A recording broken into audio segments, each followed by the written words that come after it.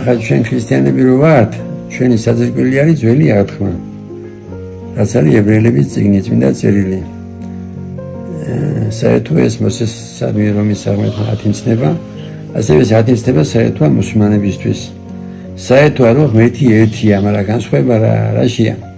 იმათაც ჯერა მუსულმანს, ებრაელს, როგორც ჩვენ ჯერა რომ ღმერთი არსებობს, ასევე ჯერა თუ ეშმაკიც არსებობს.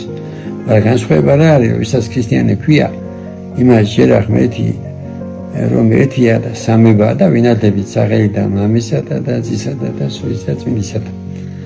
და ერთად თუ ვილოცებ, ესე იგი ეს რას ნიშნავს, რომ აი სიმღერას რომ არის ოღონდ კაცი იყავ, კაცვი და სადაც კიდე იქითო საქმე, შეცდომა რაშია, რომ ესე იგი მე თუ ვილოცებ მუსულმანთან ერთად, ესე იგი მუსულმანს ვეთანხმები, რომ ქრისტე არ არის ღმერთი.